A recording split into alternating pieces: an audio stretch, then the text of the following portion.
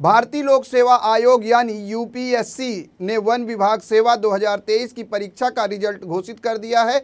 इस परीक्षा में महाराष्ट्र के लातूर जिले की रहने वाली प्रतीक्षा नाम की युवती ने इतिहास रचा है। प्रतीक्षा काले ने वन विभाग की परीक्षा में पूरे देश में दूसरा स्थान हासिल किया है, जिसके चलते उनके परिवार में खुशी का माहौल है। आपको बता दें कि बीते दिनों 2023 में हुई इंडियन फॉरेस्ट सर्विस एग्जाम के फाइनल रिजल्ट आयोग की ओर से जारी किए गए हैं। इस परीक्षा में लातूर की प्रतीक्षा नाना साहब काले ने ऑल इंडिया में दूसरी रैंक हासिल की है।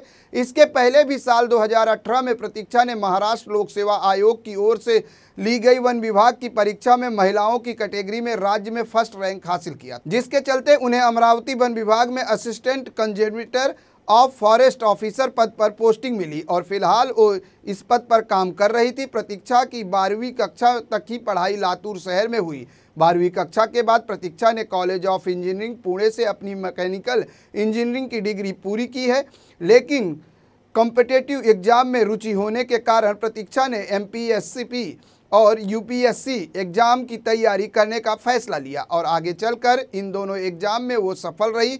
वहीं प्रतीक्षा की सफलता से पूरे परिवार और शहर में खुशी का माहौल है।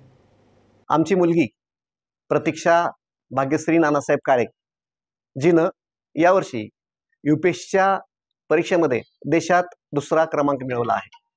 हे सर्व करत असताना आम्ही पालक म्हणून अतिशय आनंदी आणि खुश आहोत। आमचं कुटुंब, आमचा परिवार, आमचा मित्रपरिवार, आमचे पाहुणे मंडळी आणि सर्व समाजातील व्यक्ती ज्या आनंदाचा वर्षाव करत आहेत, त्यामुळे आमचं मन अगदी आनंदाने भरून गेलंय।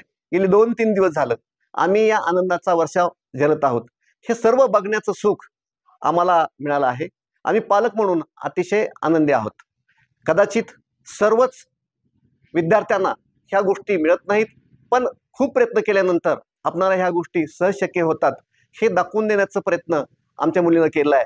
असंच यश जे विद्यार्थी बरेच दिवस यूपीएससी एमपीएससीचा अभ्यास करतात त्यांनी न खचून जाता नेहमी करता प्रयत्नशील राहावं आणि आपलं जे काही द्यायचंय बेस्ट द्यायचा प्रयत्न करावा, जेणेकरून ते सुद्धा समाजाला, पालकाला, कुटुंबाला आनंद देऊ शकतात। आणि त्यामुळे या सर्व विद्यार्थ्यांना आणि सर्व स्पर्धकांना माझं आव्हान आहे की त्यांनी मनोमन प्रयत्न करावे आणि चांगल्या पदावर जाण्याचा प्रयत्न करावा, ज्यामुळे देशाची प्रगती होईल।